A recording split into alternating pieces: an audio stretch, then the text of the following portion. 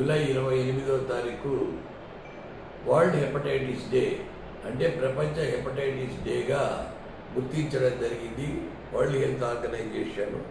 ముఖ్యంగా హెపటైటిస్లో viral hepatitis, non viral hepatitis అని రెండు రకాలు ఉంటాయి. వైరల్ హెపటైటిస్ అంటే hepatitis A, hepatitis B, hepatitis C, hepatitis D, hepatitis E. కానీ ఈ హెపటైటిస్లలో కూడా వైరల్ హెపటైటిస్ ఏ మరియు ఈ అనేవి కేవలం కంటామినేటెడ్ వాటరు, కంటామినేటెడ్ ఫుడ్ వీటి వల్ల వచ్చేటివి, కలుషితమైన నీటి ద్వారా వచ్చేటివి. కాబట్టి ఆ హెపటైటిస్ ఏ అనేది more common in children, hepatitis E అనేది more common in adults. Hepatitis ఏకు వ్యాక్సిన్ ఉంది, కానీ హెపటైటిస్ ఈకి ఇంకా వ్యాక్సిన్ రాలేదు. కానీ కేవలం స్టెరైల్ వాటర్ తాగడం వలన ఈ హెపటైటిస్ ఏ అండ్ హెపటైటిస్ ఈని నివారణ చేసుకోవచ్చు. కానీ ఒకసారి hepatitis B, C, D, D అనేది చాలా చాలా అరుదు, బిసి అనేవి చాలా కామన్. బిసి ఎందుకు వస్తాయంటే ముఖ్యంగా బి వైరస్ హెచ్ఐవి కన్నా ఎక్కువ ట్రాన్స్మిటబిలిటీ ఉంటుంది, ఇన్ఫెక్షియస్ నేచర్ ఎక్కువ ఉంటుంది హెపటైటిస్ బికి. అంటే ఇవి ఈ రేజర్స్ ద్వారా, బ్లేడ్స్ ద్వారా, సిరంజిల ద్వారా, నీడిల్స్ ద్వారా, పాతకాలంలో దీన్ని ఇంజెక్షన్ హెపటైటిస్ అనేవాళ్ళు కూడా, బ్లడ్ ట్రాన్స్ఫ్యూషన్ ద్వారా, సెక్సువల్ ట్రాన్స్మిషన్, హోమోసెక్సువాలిటీ, హెట్రోసెక్సువాలిటీ, సేమ్ రేజర్లు వాడడం వలన, ఇలాంటి వాటి వలన కూడా, ఈవెన్ బార్బర్స్ నైఫ్ వలన హెపటైటిస్ బి రావచ్చు. హెపటైటిస్ సి మెయిన్గా బ్లడ్ ట్రాన్స్ఫ్యూషన్ ద్వారా వస్తుంది. యాక్చువల్గా blood transfusion, post transfusion hepatitis అనేవాళ్ళు హెపటైటిస్ సిని. కానీ ఈ హెపటైటిస్ బి, సి ఒకసారి బాడీలోకి ఎంటర్ అయిన తర్వాత వాటిని పారద్రోలడం చాలా కష్టం. ఎందుకంటే అవి లివర్లో పోయి కూర్చుంటాయి కాబట్టి, అక్కడ కేంద్రీకృతమవుతాయి కాబట్టి చాలా డిఫికల్ట్. కానీ ఫార్చునేట్గా అంతకుముందు అయితే హెపటైటిస్ బికి, సికి ఇంటర్ఫెరాన్లని కాస్ట్లీ ఇంజెక్షన్లు ఉండేటివి. ఇప్పుడు ఆ హెపటైటిస్ సి వైరస్కు సోఫోస్పవిర్, వెల్పటాస్విర్ అనే రెండు డ్రగ్ కాంబినేషన్లు కొత్తగా అమెరికాలో కనుగొని ఇండియాలో కూడా ఇప్పుడు అన్ని కంపెనీలకు ఉన్నాయి. ఈ సోఫోస్పవిర్ ప్లస్ వెల్పటాస్విర్ అనేది అన్ని రకాల జీనోటైప్స్ హెపటైటిస్ సికి ఈ డ్రగ్స్ ఉపయోగపడతాయి. మామూలుగా ఓన్లీ హెపటైటిస్ సి వైరస్ ఉంటే 3 నెలలు, hepatitis C virus with cirrhosis, decompensation అట్లా ఉన్నప్పుడు రిబావరిన్ అనే డ్రగ్ కూడా కలిపి ఈ సోఫోస్పవిర్, వెల్పటాస్విర్ కలిపి వాడాల్సి వస్తుంది. కానీ ఇప్పుడు హెపటైటిస్ సి అనేది క్యూరబుల్ డిసీజ్ అయింది. కానీ సిరోసిస్ ఆఫ్ లివర్ దాకా వచ్చినాక పూర్తిగా క్యూర్ అవుతుందా అంటే అది కాకపోవచ్చు. కానీ అర్లీ స్టేజెస్లో హెపటైటిస్ సి కనుక్కోగలిగితే ఇప్పుడు క్యూర్ ఉంది, ఇంతకుముందు అయితే ఉండేది కాదు. ఇక హెపటైటిస్ బికి వస్తే ఈ హెపటైటిస్ బి వైరస్ వలన అంటే same liver cirrhosis, liver cancer నిర్లక్ష్యం చేస్తే చాలా ప్రమాదం జరుగుతుంది. హెపటైటిస్ బి అయినా, సి అయినా లివర్ సిరోసిస్, లివర్ క్యాన్సర్ కూడా రావచ్చు. కానీ హెపటైటిస్ బి కూడా ఇప్పుడు ట్యాబ్లెట్స్ వచ్చినాయి. ముఖ్యంగా టినోఫవిర్, డిస్ప్రాక్సిల్, ఫ్యూమరేట్, టినోఫవిర్, అలఫెనమైడ్ అనేటివి. సో ఇవి గవర్నమెంట్ నేషనల్ వైరాలజీ ప్రోగ్రామ్ ద్వారా కూడా ఈ గవర్నమెంట్లో టెస్టులు, తర్వాత మాత్రలు కూడా ఫ్రీగా ఇస్తున్నారు. మన గవర్నమెంట్ జనరల్ హాస్పిటల్లో కూడా ఈ ప్రోగ్రామ్ను స్టార్ట్ చేసినారు. సో ఆ రకంగా కూడా ప్రజలకు, ప్రతి ఒక్కరికి, ప్రతి డాక్టర్ని అప్రోచ్ అయిన పేషెంట్కు hepatitis B, hepatitis C, HIV టెస్టులు రొటీన్గా చేస్తున్నారు. దాంట్లో ఖర్చు అవుతున్నది అని ప్రజలు బాధపడకూడదు. ఎందుకంటే అవి చేయించుకోకపోతే ఎవరికి హెపటైటిస్ బి ఉందో, ఎవరికి హెపటైటిస్ సి ఉందో మనకు తెలిసే అవకాశము లేదు. ఎందుకంటే ఇప్పుడు ట్రీట్మెంట్ వచ్చింది కాబట్టి. హెపటైటిస్ బికి ట్రీట్మెంట్ లైఫ్ లాంగ్ వాడాల్సి వస్తుంది. హెపటైటిస్ సికి 3 నెలల నుంచి 6 నెలల వరకు చికిత్స చేయాల్సి వస్తుంది. తర్వాత ఇవి వచ్చిన వాళ్ళు అప్పుడప్పుడు స్కానింగ్ పరీక్షలు, ఆల్ఫా ఫీటోప్రోటీన్ అనే సీరం మార్కరు అవి కూడా చేయించుకోవాలి. ఎందుకంటే ఇవి అర్లీగా ఎప్పుడైతే మనం కనుక్కొని వాటికి నివారణోపాయాలు, నియంత్రణ మనం సాధించగలిగితే లివర్ క్యాన్సర్ వరకు పోనీయకూడదు. సిరోసిస్ ఒకసారి డీకంపెన్సేటెడ్ సిరోసిస్ ఆఫ్ లివర్ వచ్చినాక అది ఇన్ఎగ్జోరబుల్ ప్రోగ్రెషన్ ఉండడం వలన దానికి మళ్ళీ లివర్ ట్రాన్స్ప్లాంటేషన్ చేయాల్సి వస్తుంది. ఇప్పుడు లివర్ ట్రాన్స్ప్లాంటేషన్ కూడా హైదరాబాద్లో చాలా సెంటర్స్లో జరుగుతూ ఉంది. దాంట్లో కూడా ఒక ట్రామా అంటే చనిపోయిన వాళ్ళ లివర్ తీసి ఈ ముందే రికార్డ్ చేసుకొని ఉంటే ఈ సిరోసిస్ ఆఫ్ లివర్ పూర్తి ఫెయిల్ అయిన వాళ్లకు లివర్ ట్రాన్స్ప్లాంటేషన్ చికిత్సను అందిస్తున్నారు. తర్వాత ఒకవేళ దగ్గరి రిలేటివ్స్ ఎవరన్నా కొంత లివర్ ఇచ్చినా కానీ వాళ్ళకు కూడా యాక్సిలరీ లివర్ ట్రాన్స్ప్లాంటేషన్ అంటారు. అంటే లైవ్ డోనార్ లివర్ ట్రాన్స్ప్లాంటేషన్ కూడా చేస్తున్నారు. చాలా సక్సెస్ రేట్ కూడా చాలా బాగుంది. సో లివర్ ట్రాన్స్ప్లాంటేషన్ కూడా అవసరమైతే వెనకాడకూడదు. Government chief minister relief fund నుంచి కూడా దానికి డబ్బులు వస్తున్నాయి లివర్ ట్రాన్స్ప్లాంటేషన్కు. దాన్ని కూడా ఉపయోగించుకొని డాక్టర్లు మంచి సేవలు చేస్తున్నారు.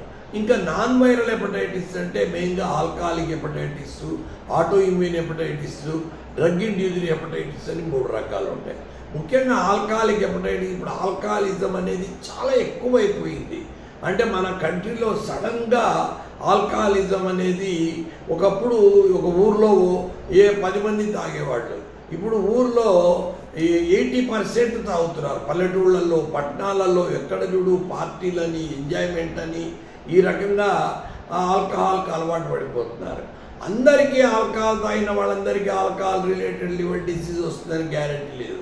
ఆ జెనెటిక్ అబ్నార్మాలిటీ, తర్వాత న్యూట్రిషనల్ ప్రాబ్లమ్స్ ఇవన్నీ ఉండడం వల్ల కొంతమందిలోనే ఒక 10,000 మందిలో ఒక 10 మందికి, 1000 మందిలో ఒక 5-6 మందికి అట్లా alcohol related liver disease.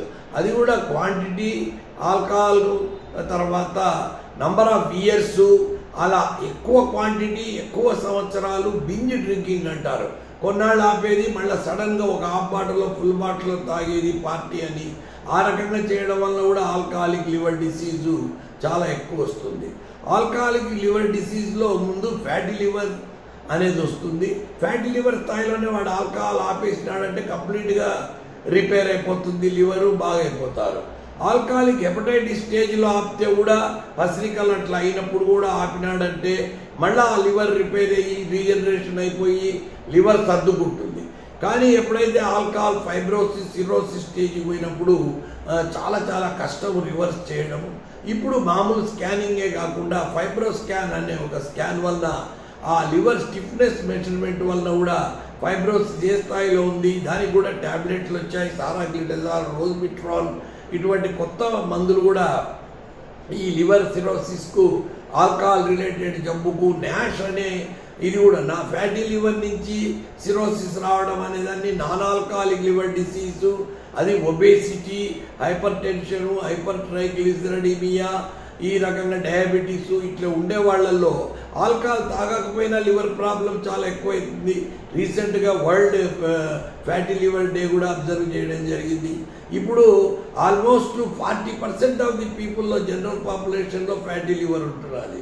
But అందరూ ఫ్యాటీ లివర్ డిసీజ్కి వెళ్తారని కాదు, కానీ ఈ risk factors obesity, diabetes, hypertension, తర్వాత హైపర్ కొలెస్ట్రాల్ ఇట్లా ప్రాబ్లం ఉండే వాళ్ళల్లో, సెడెంటరీ లైఫ్ స్టైల్ ఉండే వాళ్ళల్లో ఈ ఫ్యాటీ లివర్ చాలా ప్రోగ్రెస్ అయిపోయి లివర్ సిరోసిస్, క్యాన్సర్ వరకు పోతూ ఉంది. కాబట్టి వెయిట్ రిడక్షన్ చాలా ఇంపార్టెంట్. ఫ్యాట్ కంటెంట్ లివర్లో తగ్గాలంటే మెయిన్గా ఎక్సర్సైజ్ బాగా చేయాలి, గ్రీన్ లీఫీ వెజిటబుల్స్, కాఫీ కూడా చాలా మంచిది లివర్కు. ఆల్కహాల్ అట్లాంటివి వాడకూడదు. తర్వాత dry fruits, nuts, vitamins, antioxidants, ఆకుకూరలు, కూరగాయలు, పండ్లు ఇట్లాంటివి తింటూ వెయిట్ రిడక్షన్ చాలా చాలా ఇంపార్టెంట్. వెయిట్ రిడక్షన్ ఈ లివర్ ప్రాబ్లమ్స్లో. కాబట్టి ముఖ్యంగా ఫ్యాటీ లివర్ డిసీజ్కి అయితే అవి చేసుకోవాలి. ఆల్కహాల్ లివర్ డిసీజ్కి అయితే ఆల్కహాల్ తప్పనిసరిగా ఆపడం అనేది చాలా చాలా అవసరము. Alcohol related liver disease stage మారే కొద్దీ ట్రీట్మెంట్ కూడా ప్రాబ్లం కావచ్చు. కాబట్టి ఫ్యాటీ లివర్ స్టేజ్లోనే ఆల్కహాలిజంను ఆఫ్ చేయగలిగితే వాళ్ళు ధన్యులు. వాళ్ళే కాకుండా ఆల్కహాలిక్ హెపటైటిస్ స్టేజ్లో కూడా వాళ్ళు ఆఫ్ చేస్తే వాళ్ళు కంప్లీట్గా నార్మల్ అయిపోతారు. సిరోసిస్ స్టేజ్లో అంటే కొంత కష్టం కావచ్చు, కానీ అప్పుడు కూడా ఆల్కహాల్ ఆపితే వాళ్ళు రికవర్ అవుతారు. వేరే బి, సి అనేటివి అర్లీ దశలో గుర్తిస్తేనే మనం వాటికి కొంచెం మంచిగా వైద్యం చేయగలము. సిరోసిస్ ఆ స్థాయి దాటినప్పుడు లివర్ ట్రాన్స్ప్లాంటేషన్ను తప్పనిసరిగా వాళ్ళ లిస్టులో చేర్చుకొని చేసుకోవాల్సి వస్తుంది. సో ఈ వరల్డ్ హెపటైటిస్ డే సందర్భంగా నేను చెప్పేది ఏమంటే, ఈ వైరస్ కలుషితమైన నీటి ద్వారా, ఆహారం ద్వారా ఇట్లా వస్తున్నది కాబట్టి ఫస్ట్ శుభ్రమైన నీరు తాగడం వలన, స్టెరైల్ వాటర్ తాగడం వలన, ఫుడ్ జాగ్రత్తగా ఉండడం వలన వాటిని అవాయిడ్ చేసుకోవచ్చు. హెపటైటిస్ బి, సి వాటిని కూడా ప్రివెంట్ చేసుకోవచ్చు. హెపటైటిస్ బికి వ్యాక్సిన్ వచ్చింది. ఇప్పుడు ఆ వ్యాక్సిన్ వల్ల ఆల్మోస్ట్ హెపటైటిస్ బి మనం ఎరాడికేట్ చేసే పరిస్థితికి వచ్చాము. ఎందుకంటే హెపటైటిస్ బి వ్యాక్సిన్ అనేది ఇప్పుడు from birth onwards hepatitis B vaccine ఇస్తున్నారు. ఈవెన్ హెపటైటిస్ బి ఒకరికి పాజిటివ్ ఉన్న ఇంట్లో చుట్టుపక్కల అంతా వాళ్ళ ఇంట్లో ఉండే ఫ్యామిలీ మెంబర్స్కి అంతా హెపటైటిస్ బికి టెస్ట్ చేసి దాన్ని ఎట్టి పరిస్థితుల్లోనూ దానికి సంబంధించిన వాళ్ళందరికీ హెపటైటిస్ బి టెస్ట్ చేసి వ్యాక్సిన్ ఇవ్వాల్సిన అవసరం చాలా ఉంది.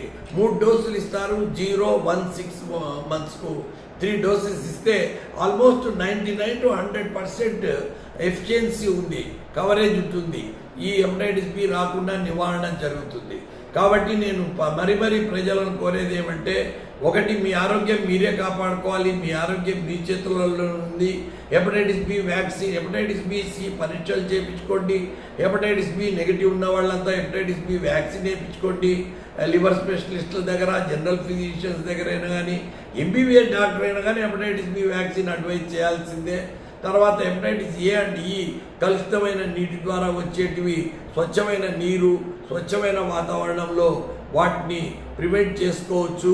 తర్వాత green leafy vegetables, fruits, eggs, fish, non vegetarians అయితే ఫిష్ లివర్కు మంచిది. ఒమేగా 3 ఫ్యాటీ యాసిడ్స్ ఉంటాయి. కాఫీ కూడా లివర్కు మంచిదని ఈ మధ్యన రీసెర్చ్లో తేలింది. కాబట్టి ప్రజలంతా ఈ రకంగా వాళ్ళ ఆరోగ్యాన్ని కాపాడుకోవాలని నేను మరి కోరుకుంటున్నాను. నా పేరు డాక్టర్ బి శంకర్ శర్మ. నేను gastroenterology and liver specialist, Kurnool.